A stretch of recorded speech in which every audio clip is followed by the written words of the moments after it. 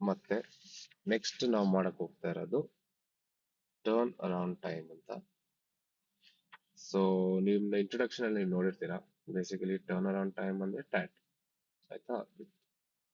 ಅದ್ರ ಅರ್ಥ ಏನಂದ್ರೆ ನೀವು ಬುಕ್ಕಿಂಗ್ ಮಾಡೋ ದಿವಸ ಅಂದ ಡೆಲಿವರಿ ಆಗಕ್ಕೆ ಎಷ್ಟು ದಿನ ತಗೊಳತ್ತೆ ಅಂತ ಆ ಗ್ಯಾಪ್ ಅಲ್ಲಿ ಗೊತ್ತಾಗುತ್ತೆ ನಿಮಗೆ. First mile to last mile ಅಂತಾರೆ ಅದಕ್ಕೆ. ಸೊ ಅದು ನೀವು ಇವಾಗ ಒಂದು ಎಕ್ಸಾಂಪಲ್ ತೋರಿಸ್ತೀನಿ.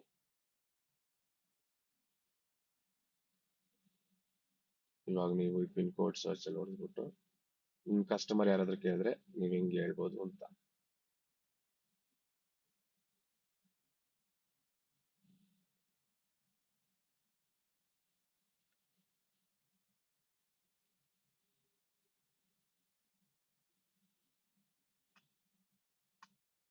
ಸೊ ಫಾರ್ ಎಕ್ಸಾಂಪಲ್ ಇವಾಗ ನಿಮ್ಗೆ ಒಂದು ಕೊರಿಯರ್ ಬಾಂಬೆ ತನಕ ಹೋಗ್ಬೇಕು ಕೊಚ್ಚಿನಿಂದ ಅನ್ಸ್ಕೊಳ್ಳಿ. ಸೊ ಅದ್ರಲ್ಲಿ ನಮ್ಗೆ ಬೇರೆ ಬೇರೆ ಡಿಫ್ರೆಂಟ್ ಮೋಡ್ಸ್ ಆಫ್ ಬುಕಿಂಗ್ ಇದೆ. ಪ್ಲಸ್ ಇದಕ್ಕೆ ನಾವು ಪ್ರಾಡಕ್ಟ್ ಅಂತ ಹೇಳ್ತೀವಿ. ಸೊ ಇದು PTP ಅಂದ್ರೆ ಪ್ರೈಮ್ ಟೈಮ್ ಪ್ಲಸ್. ಇದು 12 o'clock ಒಳಗಡೆ ಡೆಲಿವರಿ ಆಗ್ಬೇಕಾಗಿರೋ ಶಿಪ್ಮೆಂಟ್, ಎಮರ್ಜೆನ್ಸಿ ಶಿಪ್ಮೆಂಟ್. ಇದು 2 o'clock ಒಳಗಡೆ ಆಗ್ಬೇಕಾಗಿರೋದು, ಇದು 4 o'clock ಒಳಗಡೆ ಆಗಿದೆ.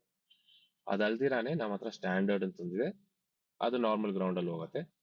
ಪ್ರೀಮಿಯಂ ಅಂತಿದೆ, ಅದು 1 or 2 days ಡೆಲಿವರಿ ಅಂತ. ಮತ್ತೆ ಗ್ರೌಂಡ್ ಎಕ್ಸ್ಪ್ರೆಸ್ ಅಂದ್ರೆ GEC ಕಾರ್ಗೋ ಅಂತಾರೆ ಅದಕ್ಕೆ. ಅದು ಲೆಸ್ ದೆನ್ ಟ್ರಕ್ ಲೋಡ್ ಎಲ್ಲ ಇದ್ರೆ ಎಲ್ಲ ಒಂದೇ ಸತಿ ಒಂದೇ ಜಾಗಕ್ಕೆ ಹೋಗಲ್ ಟ್ರಕ್ ಅಲ್ಲಿ ಹಾಕ್ಬಿಟ್ಟು ಕಳಿಸ್ತಾರೆ. ಅದಕ್ಕೆ ನಿಮ್ಗೆ ಒಂದು 5 ದಿನನೋ 6 ದಿನನೋ ತಗೊಬೋದು.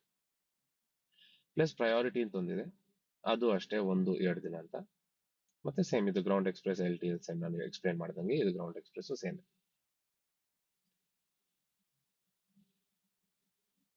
ಸೊ ನಾವು ಇಲ್ಲಿ ಡೀಟೇಲ್ಸ್ ಹಾಕಿದ್ರೆ ಇಲ್ಲಿ ನಿಮ್ಗೆ ತೋರ್ಸುತ್ತೆ ಎಷ್ಟು ದಿನ ತಗೊಳುತ್ತೆ ಅಂತ. ECT ಟು ECT ಬೇಸಿಕಲಿ ಇಲ್ಲಿ ನಾವು ಇವಾಗ ಕೊಚ್ಚಿನ್ ಅಂತ ಹಾಕಿದ್ರೆ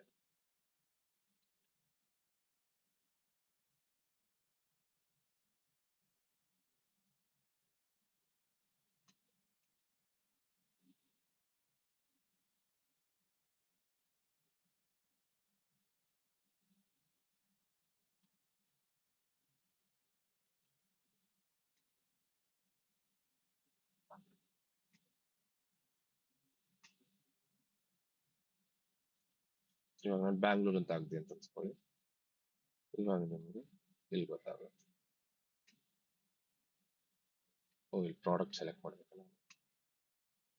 ಸೊ ನಾನು ಗ್ರೌಂಡ್ ಎಕ್ಸ್ಪ್ರೆಸ್ ಅಂತ ಹಾಕೋಣ ಅಂತ ಅನ್ಸ್ಕೊಳ್ಳಿ. ಅದು ಹಾಕಿದ್ರೆ ಎಷ್ಟು ದಿನ ತಗೊಳತ್ತೆ.